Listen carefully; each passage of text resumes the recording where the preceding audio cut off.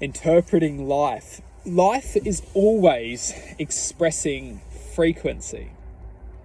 Or are we always expressing frequency which is resonating within our awareness? If the heart beats, the heart is connecting, is experiencing or propelling itself to exist within this reality. This reality may be a construct of imagination, and the imagination is seeded through an existence we may call, you could almost call probability. The probability which we're experiencing is potentiality within concept. So it's potentiality within concept. The concept we're perceiving or receiving, we may call the divine code. And this divine code is the analogy of oneself. It's who we think we are, what we think we're doing, where we think we're going, what we think we should do, how we think we should analyze life, how we think we should perceive life. This divine code is only a reflection of one's internal awareness.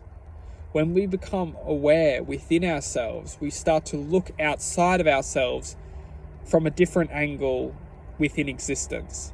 If we don't take the existence in ourselves as a coordination for the expression outside of ourselves, we may find the expression which we receive outside of ourselves may form imbalance. And this imbalance is how we perceive reality through suffering, anger, frustration, hate, evil. The disbalance is only going to grant balance within this lifetime. Because if we don't want to choose the imbalance, if we don't want to choose the darkness, if we don't want to choose the darkness, there will be the corresponding vibration or the harmonious vibration which we can welcome into our lives. And that may very well be what we can refer to as love, joy, positivity. These vibrations are here to bring the harmonious effect into our lives. Now, that's to say that evil, hatred, anger might also bring a harmonious effect into our lives. And that's why it's this equilibrium, the balance of all, which is going to activate the true self into this existence. Because we may very well all just experience this life and go on to experience this life. And we may not ever feel, you could say, this life is an experience. It's a learning experience. Every single one of us is different. Every single one of us needs to be respected. Every single one of us needs to be honored. It's not who we become in this reality. It's what we experience. We don't need to think that we need to become something.